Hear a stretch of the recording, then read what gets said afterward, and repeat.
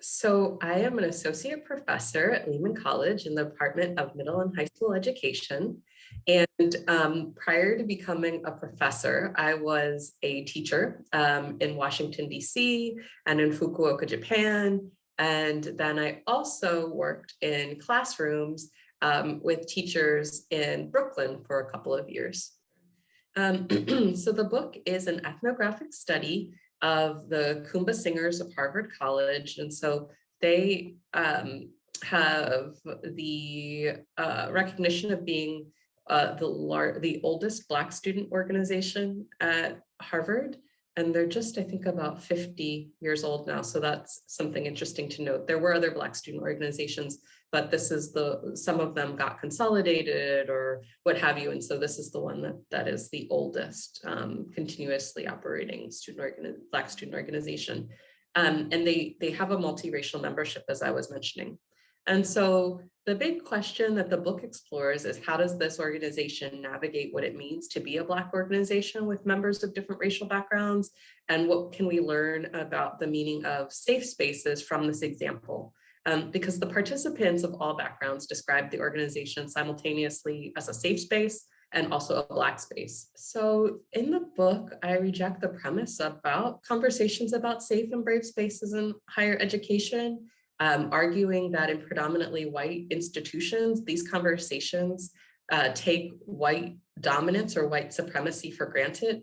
And so when we talk about safe and brave spaces in those conversations, we're almost always talking about assuming whiteness as normative, meaning that whiteness sets the rules, but we don't even recognize it, I would say. That's what I argue in the framing chapter in the book. And so in my research, this organization was so interested because they rejected whiteness as normative and worked really hard to foster and maintain a Black space. And we don't have many examples of that, of non-Black people participating in such spaces. We can even think about conversations that we have about school integration, like elementary and secondary schools. And it's almost always about, how do we get more Black and brown students in the predominantly white schools? Like that's what busing was, or what have you. And so we don't look at it from this other perspective. And so I hope one thing that people take away is how much white normativity is part of the workings of higher education in the US, and work to confront and dismantle that. And then a second thing I hope readers will take away from the book is about the importance of love and care. And so as much as participants in my research spoke about the safe Black space of the organization, they spoke about love and care that were required as part of that. And again, as I mentioned, love and care were taught explicitly in a sense that members were apprenticed into practices of love and care that included learning how to make themselves vulnerable, how to look after one another.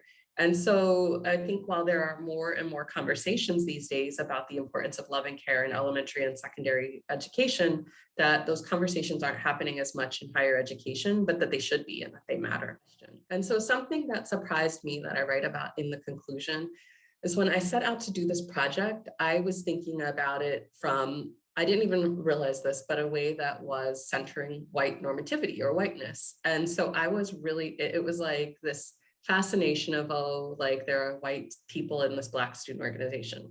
But as I got to know the organization and the students, and I should say that I spent time with them across 3 academic years, one full year, like going to the rehearsals and doing all of that, because they are a choir. I don't know if I mentioned that. And then, some time getting to know them and doing some follow-up in 2 other academic years. And so through that process, I learned that the students weren't really, the members were not that interested in that sort of perspective. They were much more interested in what it meant to be, for example, Black students from very different backgrounds coming together in this organization.